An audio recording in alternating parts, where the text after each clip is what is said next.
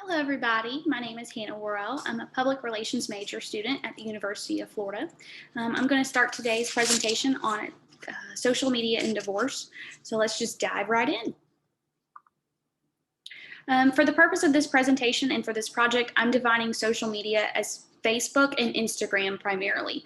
Due to the term social media being such a broad encompass of multiple platforms, for this project, I needed to narrow that down and focus on the two main types. So I want to start off first with an introduction and explain why we have such a connection to social media. Why do we feel the need to participate in social media and share with our friends and our family our accomplishments in our lives or milestones in our lives? So it turns out that not only does social media give us the want and the desire to stay connected to our friends and family, but there's also a chemical reaction that occurs when we participate in social media. I'll go into further detail on that in a few moments, but for right now, I wanted to bring up a quote that I found on morningsidecenter.org. And it states, at its core, social media holds out the promise of connection. A key idea behind Facebook, Twitter, Instagram, Snapchat, and other platforms is that we can create rich networks of friends, receive frequent updates from people in our lives, and build a sense of community. This description is definitely well fitting for the term or the definition of social media. According to buffer.com, we are drawn to social media because our bodies produce two different chemicals in a response as a response of our participation. These chemicals are called dopamine and oxytocin. Dopamine is a chemical associated with pleasure. It causes us to seek desire and search for satisfaction. Some studies have shown that the pull of dopamine is so strong to resist tweeting that it's actually harder for participants to resist tweeting versus desire in turning down an alcoholic beverage or a cigarette. Oxytocin is the second chemical that's released in these reactions. The chemical is associated with hugging or kissing someone. It has been shown to lower stress levels and bring feelings of love, trust, empathy, and generosity. Studies have shown that within 10 minutes of social media use, some users have had as much as 13% of an increase in oxytocin levels in the body. I want to go over a summary of the presentation topics today. We're going to touch base on Facebook history and facts, Instagram history and facts, current divorce rate statistics, survey results from a Facebook conducted survey that I created myself, references and resources used for this presentation, and at the end, I have a funny video just to show you, just to kind of lighten the mood a little bit. So let's go ahead and touch base with, or start the presentation for 5 ways social media is changing your brain right now. With social media sites being used by 1/3 of the entire world, they've clearly had a major influence on society. But what about our bodies? Here are 5 crazy ways that social media and the internet are affecting your brain right now. Can't log off? Surprisingly, 5 to 10% of internet users are actually unable to control how much time they spend online. Though it's a psychological addiction as opposed to a substance addiction, brain scans of these people actually show a similar impairment of regions that those with drug dependence have. Specifically, there's a clear degradation of white matter in the regions that control emotional processing, attention, and decision making. Because social media provides immediate rewards with very little effort required, your brain begins to rewire itself, making you desire these stimulations, and you begin to crave more of this neurological excitement after each interaction. Sounds a little like a drug, right? We also see a shift when looking at multitasking. You might think that those who use social media or constantly switch between work and websites are better at multitasking, but studies have found that when comparing heavy media users to others, they perform much worse during task switching tests. Increased multitasking online reduces your brain's ability to filter out interferences and can even make it harder for your brain to commit information to memory. Like when your phone buzzes in the middle of productive work. Or wait, did it even buzz? Phantom vibration syndrome is a relatively new psychological phenomenon where you think you felt your phone go off, but it didn't. In one study, 89% of test subjects said they experienced this at least once every 2 weeks. It would seem that our brains now perceive an itch as an actual vibration from our phone. As crazy as it seems, technology has begun to rewire our nervous system, and our brains are being triggered in a way they never have before in history. Social media also triggers a release of dopamine, the feel-good chemical. Using MRI scans, scientists found that the reward centers centers in people's brains are much more active when they're talking about their own views as opposed to listening to others. Not so surprising, we all love talking about ourselves, right? But it turns out that while 30 to 40% of face-to-face conversations involve communicating our own experiences, around 80% of social media communication is self-involved. The same part of your brain related to orgasms, motivation, and love are stimulated by your social media use, and even more so when you know you have an audience. Our body is physiologically rewarding us for talking about ourselves online. But it's not all so self-involved. In fact, studies on relationships have found that partners tend to like each other more if they meet for the first time online rather than with a face-to-face interaction. Whether it's because people are more anonymous or perhaps more clear about their future goals, there's a statistical increase in successful partnerships that started online. So while the internet has changed our verbal communication with increased physical separation, perhaps the ones that matter the most end up even closer. Speaking of social media, we had you ask us questions on Twitter, Instagram, Facebook, Tumblr, Google+, and every other social platform we could find, and did a Q&A video over on ASAP Thought. So if you feel like getting some insider info on ASAP Science and behind... So that was just a quick introduction to some of those topics I discussed as to why we're connected to social media. So we're going to go ahead and move forward, and we're going to go on to With social media, Facebook and the history and facts on Facebook. Mark Zuckerberg is the creator and founder of Facebook. He launched the website on February 4th, 2004 as a way for Harvard students to connect to each other. By the next day, over 1,000 users were already registered on the site. Facebook quickly spread from the Harvard University campus to the schools in the Boston area, and by the spring to the rest of the Ivy League schools. By the end of 2004, Facebook had over 1 million users.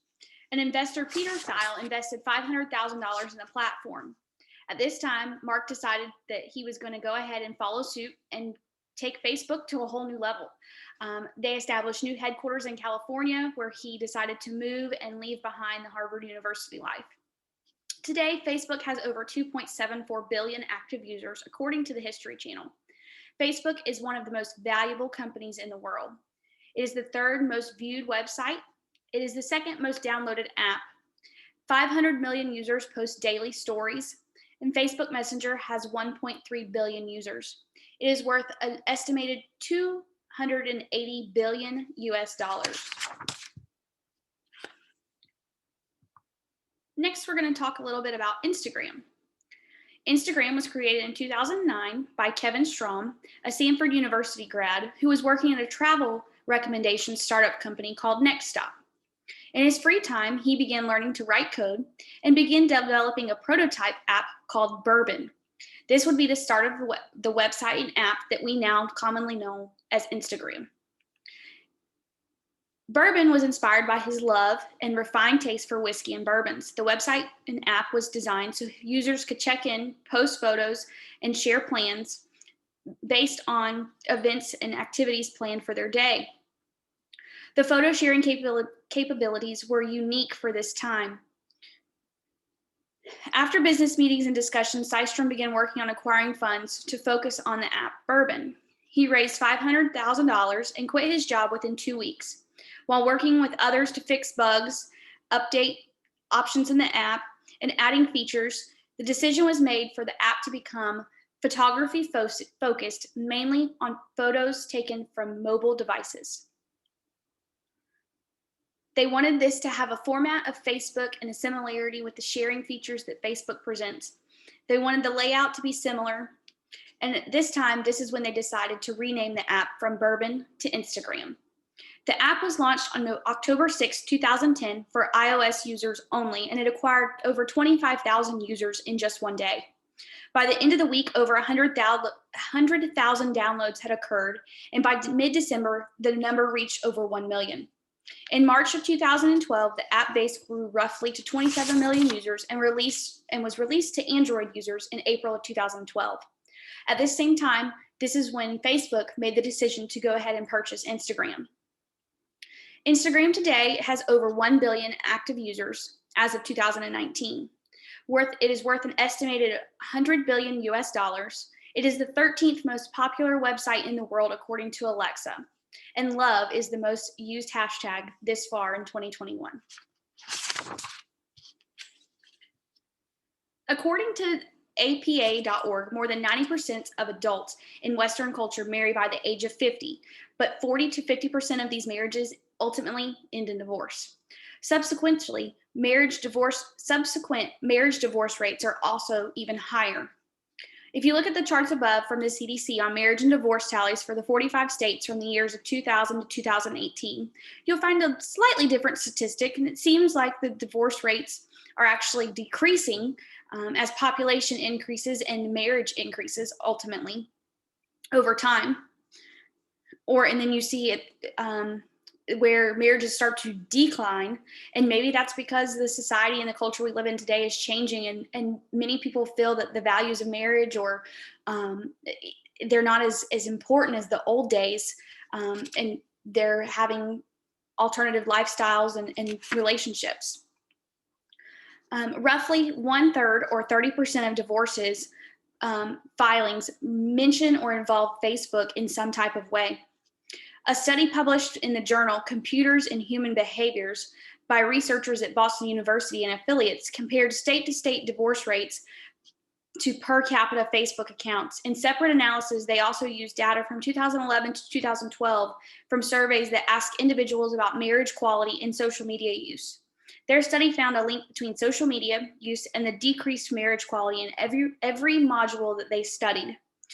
They said their research did not prove that social media might be to blame for troubled marriages, but it highly suggests such a link may be proven in subsequent studies. As mentioned earlier, I decided to dig a little deeper into this topic. I created a survey of my own that I shared on my personal Facebook page and asked family and friends, colleagues, fellow students to participate in and answer the questions completely anonymously on the survey. I used Qualatrix to complete the survey, to create and complete the survey, to share on my personal social media platform of Facebook. I wanted to see what my family and friends on Facebook would say on their own personal stories and accountings. I wanted to know if they personally experienced a divorce that social media, Facebook, or Instagram impacted their relationships, which eventually led to a divorce, or were they the main cause of the divorce?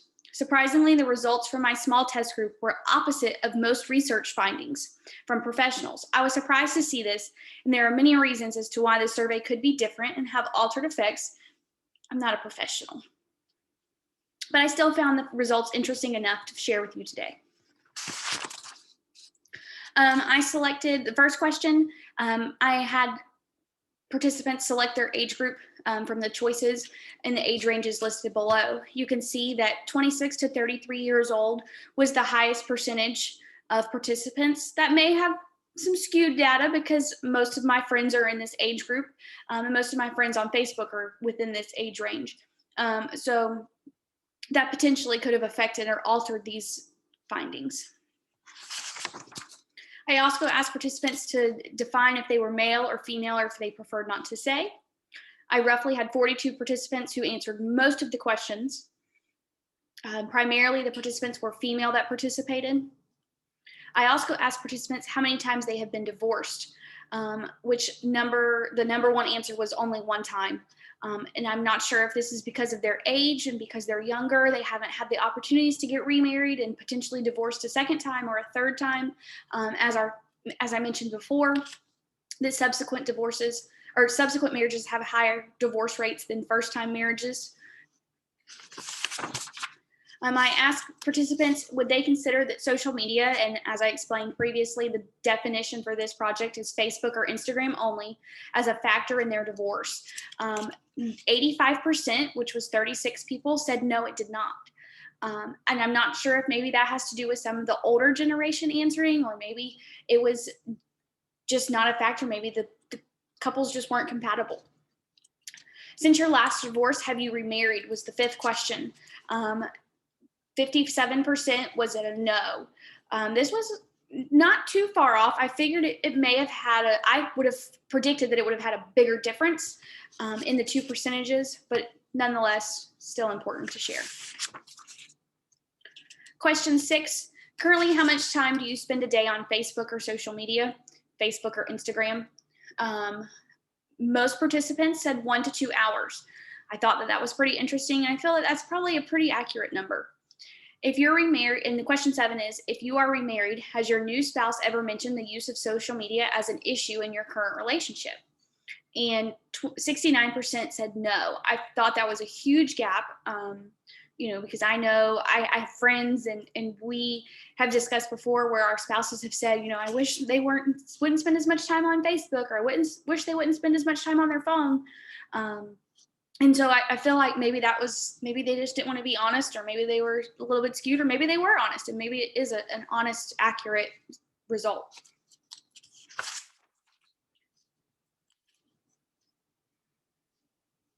Finally, here are a list of my resources and references, the websites I collected this data from, the videos.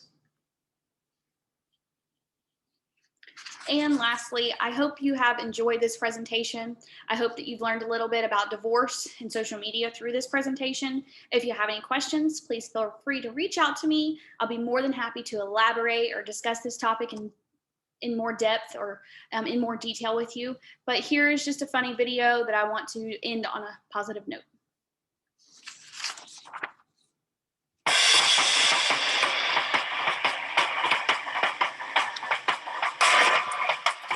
Hi, I'm Brian, and I'm just divorced.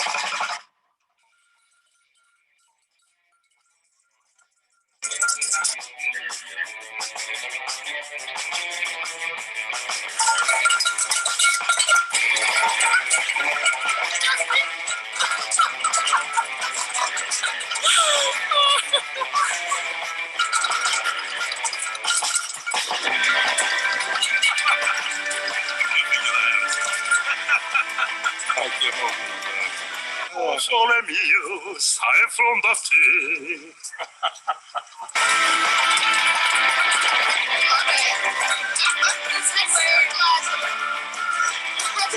That's great. That guy is amazing. That guy is a legend. That guy is a legend.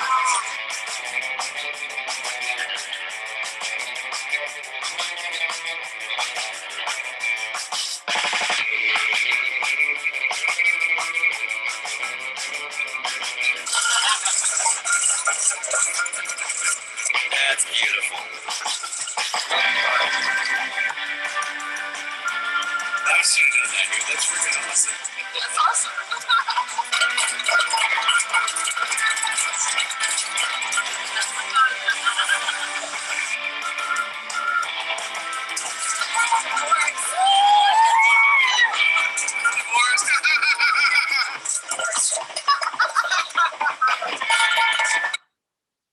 Anyway, that's all for today. And like I said, I hope you enjoy this topic. And if you want to reach out and discuss this in more detail, I'll be free to do so. I hope everyone has a wonderful day. Thank you.